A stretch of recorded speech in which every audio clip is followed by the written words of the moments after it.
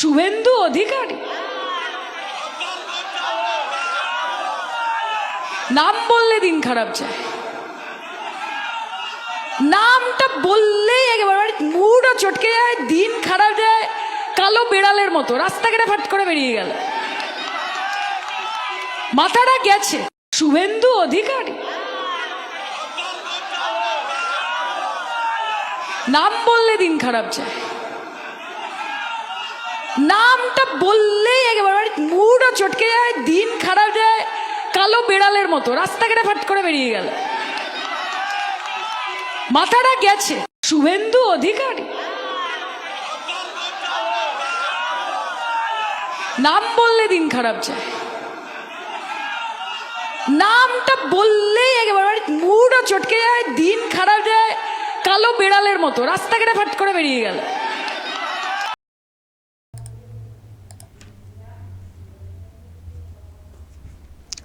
দর্শক, এই ছবি তো দুদিন আগে সামনে এসছে। রাজ্যের মুখ্যমন্ত্রী শুভেন্দু অধিকারী দিল্লিতে গেছিলেন। সেখানে কালীঘাট টিএমসি থেকে সরে আসা একদল এমপি, তাদের সঙ্গে বৈঠক হয় এবং ফটো সেশন হয়, ছবি হয়। সেখানে ওই সায়নী ঘোষকেও দেখতে পাচ্ছেন নিশ্চয়ই, যিনি শুভেন্দু অধিকারীর সম্পর্কে ওই মন্তব্য করেছিলেন এবং পরে আরও অনেক মন্তব্য করেছেন, আগে পরে আরও অনেক মন্তব্য করেছেন। শুধু শুভেন্দু অধিকারী না, যাদেরকে এখানে দেখছেন তাদের অনেকেই এই শুভেন্দু অধিকারী বা বিজেপির আরও যারা আছেন, নরেন্দ্র মোদী সহ, তাদের সম্পর্কে প্রচণ্ড উল্টোপাল্টা বক্তব্য রেখেছেন। কিন্তু এখন এইসব ছবি দেখছি আসছে, মিটিং হচ্ছে। আর একটা ছবি দেখলাম, এই একটা ছবি, এখানেও সায়নী ঘোষ রয়েছেন, এইসব ছবি টবি আসছে। এখন দর্শক, এইসব নিয়ে তো অনেক চর্চা হচ্ছে, আপনারা দেখছেন।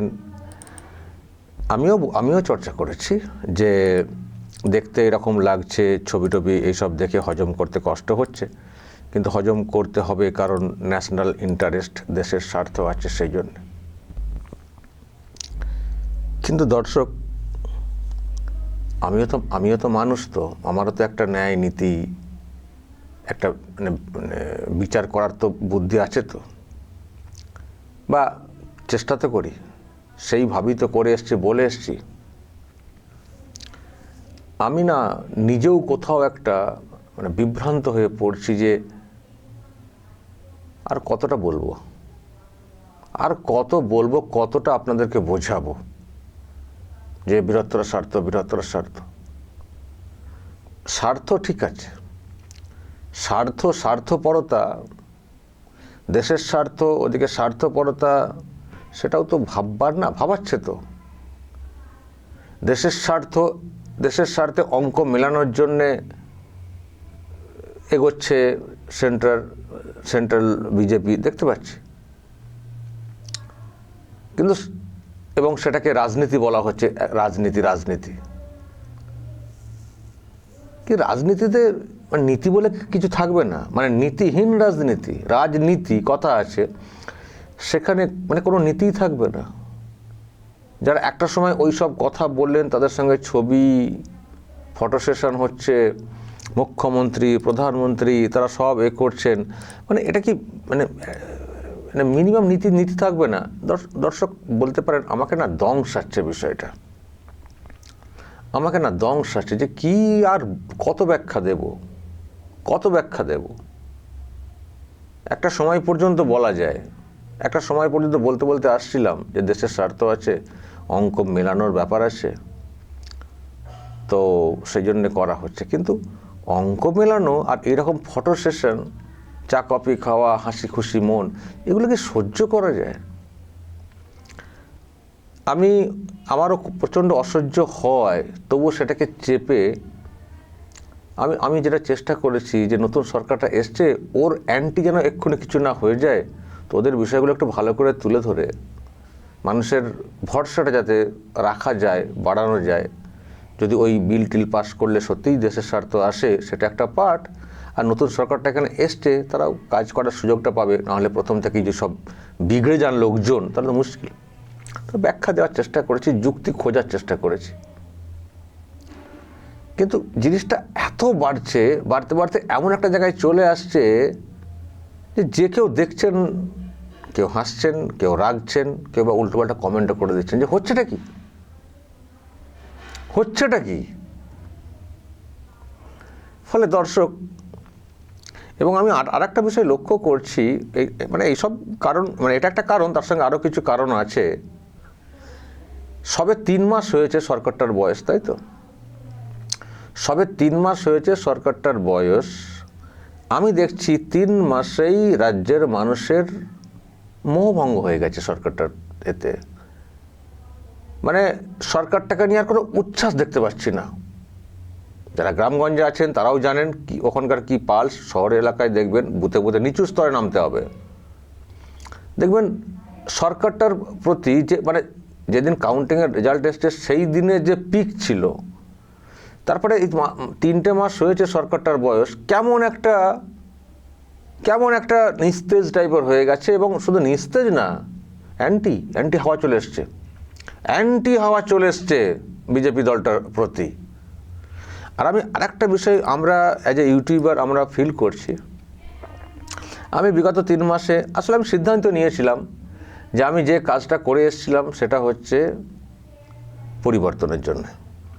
আমার মনে হয়েছিল যে সরকারটা এখানে আছে সেই সরকারটা কাজের না, তাকে ফেলতে হবে। এদেরকে রাখলে রাজ্যের আরও ক্ষতি হয়ে যায়, এদেরকে সরাতে হবে। ফলে পরিবর্তন মাস্ট।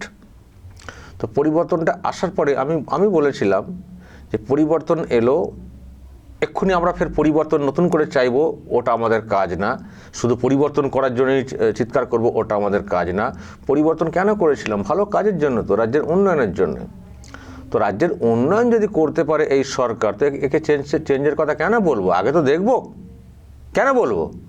বরং একে কী করে কাজে লাগানো যায়, যেহেতু ডাবল ইঞ্জিন সরকার এসছে, সেটাই আমাদের বুদ্ধিমানের কাজ হবে। শুরু থেকেই এদের বিরুদ্ধে চিৎকার না করে এদেরকে কাজের সুযোগ দাও। আমি লাগাতার দেখবেন এই সরকার যা প্রোগ্রাম নিত সবের যুক্তি খুঁজে বোঝানোর চেষ্টা করেছি। কারণ আমিও কোথাও ফিল করি যে এটা একটা বড় সুযোগ, ডাবল ইঞ্জিন সরকার এসছে, একে দিয়ে যতটা আমাদের ক্ষত সেটা মেটানো যায়। চেষ্টা করেছি 3 মাস লাগাতার। কিন্তু এখন ফিল করছি, আপনাদের দেখেই ফিল করছি, আপনারাও জানো আপনাদের একটা বড় অংশ এই সরকারের প্রশংসা নিতে পারছেন না, পছন্দ করছেন না। শুধু আমার ক্ষেত্রে বলছি না, আমি দেখছি যেসব ইউটিউবার বা বিভিন্ন মিডিয়াতে, মেনস্ট্রিম মিডিয়া বলবো, যেসবগুলো এই রাজ্য সরকারের প্রশংসামূলক ভিডিও এখনও করা হচ্ছে, বিশেষ করে গত 1 সপ্তাহ 10 দিনে আমি আরও ডিটোরিয়েট করতে দেখছি, তাদের ভিউ হচ্ছে না। আর ভিউ যা হচ্ছে সেখানে উল্টো কমেন্ট হয়ে যাচ্ছে। তার কোথাও যেটা পরিষ্কার হয়ে যাচ্ছে যে মানুষ আর নিতে পারছেন না এই সরকারের প্রশংসা। বরং সরকারের বিরুদ্ধে কিছু বললে, সমালোচনা করলে সেগুলো একেবারে হু করে দেখছি লোক দেখছেন।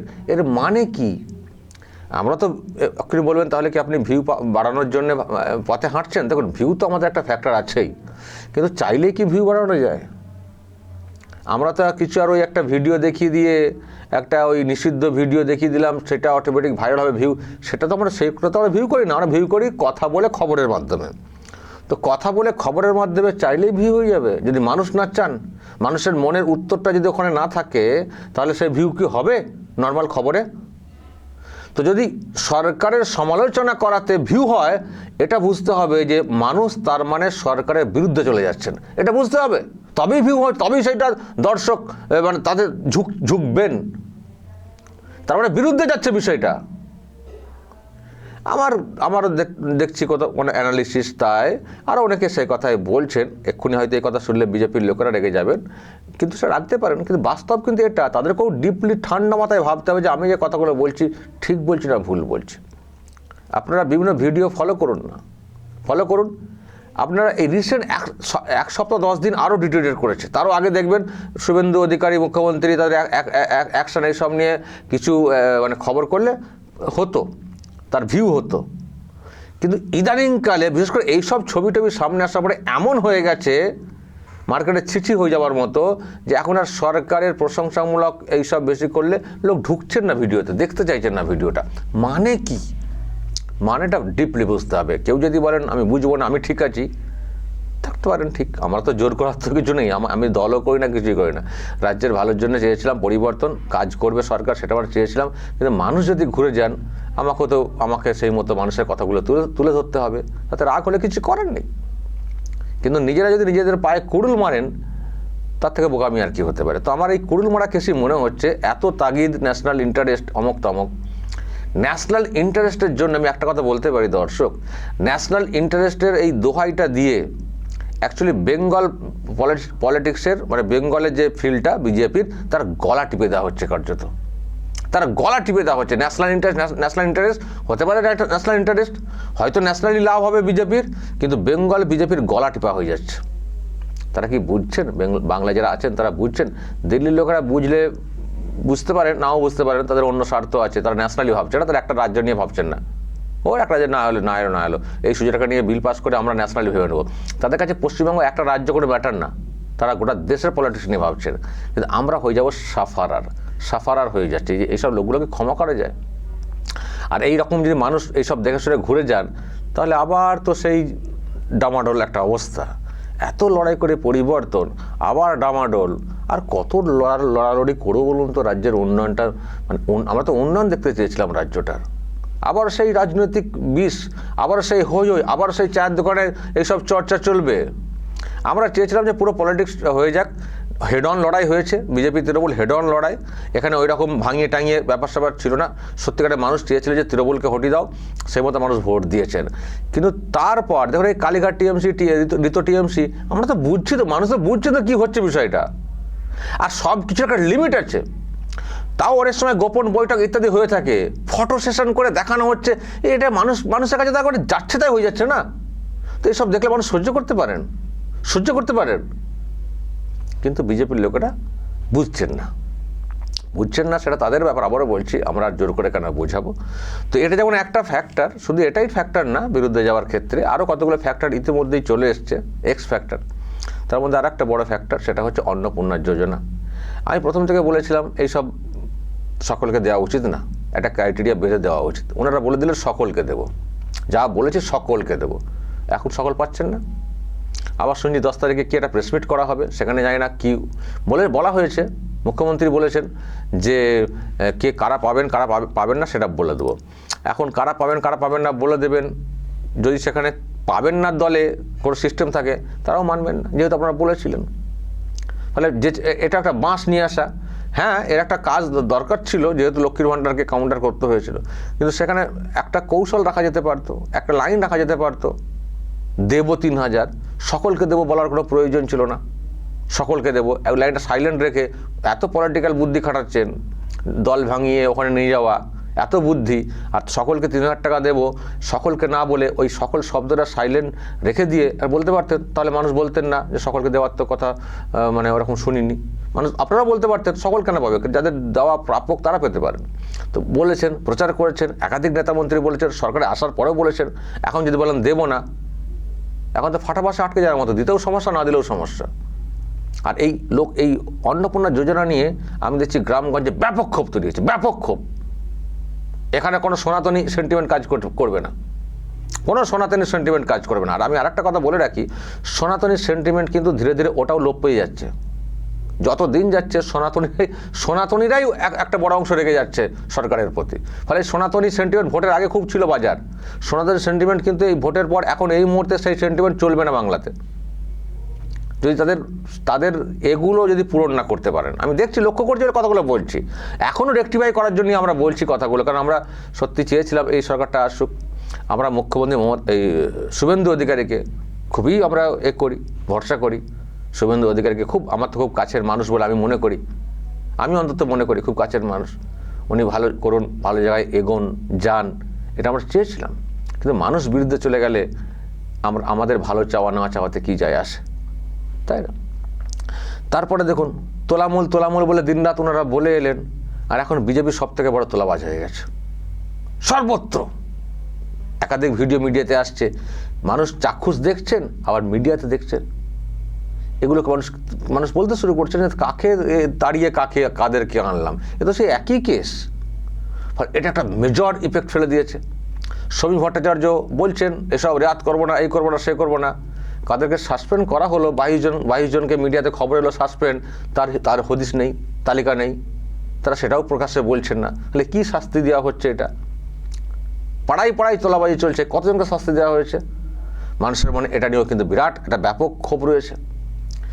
আমাদের রাজ্যে পরিবর্তনের বড় একটা ইস্যু ছিল বেকার সমাজের জন্য চাকরি বাকরি।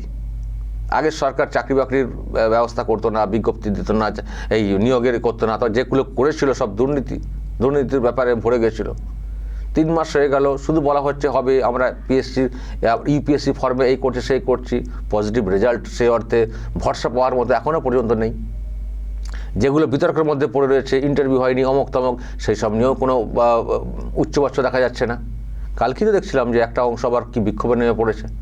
তারপরে এরাও বিক্ষোভে নামছে। সবাই যদি বিক্ষোভে নামতে শুরু করে তখন কি করে সামলাবে নতুন সরকারটা? ফলে এটা একটা বড় ফ্যাক্টর।